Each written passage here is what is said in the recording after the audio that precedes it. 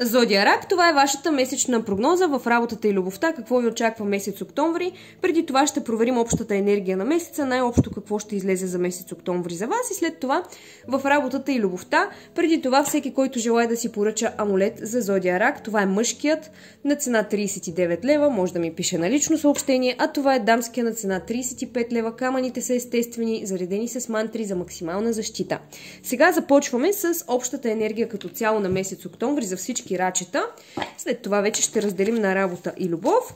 Общата енергия, която се дава за месеца, скъпи рачета, е на даване и на получаване. Тоест това, което дадете на среща, това ще получите, това ще се върне. Виждате рак, вашата зодия си излиза на преден план.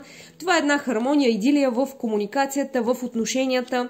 Някакви избори предстоят, но вие ще успеете да откриете балансът, така че общо взето всичко това, което си го набележите като цел, ще успеете да го осъществите, няма да има някакви колебания, някакви разсейвания от целта.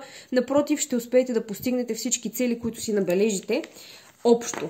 Хайде сега да видим в работата и след това в любовта какво се дава. В работен план за Зодия Рак видяхме, енергията е чиста, положителна, така че и в работата се дава подобна енергия. Ще успеете да откриете балансът в начинанията, които се изпречат на пътя ви, задачките, които имате да свършите на работа. Възможно е да останете в някакъв момент разочаровани, че нещо не се е осъществило по начина, по който искате в работен план, но това са съвсем нормални ежедневни задачи, ежедневие като цяло и не е нещо, което по един или друг начин ще ви разклати. Дава се един много стабилен съюз, партньорство, връзка, която ще ви отведе доста далеч. Общност и празник. Много е вероятно да имате някакво празненство на работа октомври месец или да се чувствате така, сякаш искате да празнувате нещо. До такава степен да бъдете удовлетворени от работните си цели, които изпълнявате. Изключително силен месец ви предстои в работен план, скъпи рачета, така че ако планувате някаква промяна, желаете нещо да се случи по-различно, сега е моментът да предприемете тези промени и стъпки. Хайде да видим и в любовен план какво ви предстои. За лична таро консултация с мен може да ми пишете на лично съобщение. В любовен план за Зодия Рак. Това, което предстои, още със светът започваме и крал жезли, което означава една много силна енергия, страстна.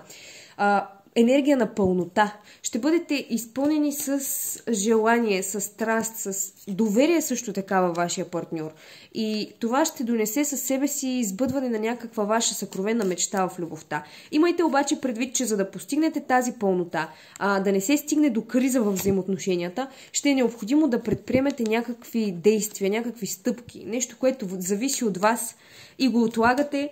Направете го сега в любовен план, за да може да премахнете това чувство на апатия, сякаш нищо не се случва и да постигнете този съвършен съюз. Между другото, карта, която излиза и в работен план, и в любовен, което означава, че месец октомври ще бъде изключително подходящ за създаване, изграждане на съюзи, взаимоотношения, не само в любовен план, но по принцип за всички социални контакти.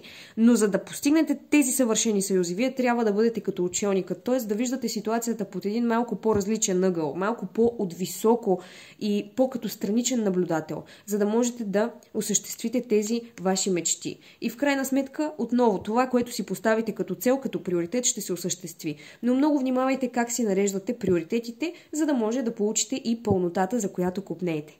Пожелавам ви успех! За лична таро консултация, любовна или кариерна подредба, можете да ми пишете на лично съобщение.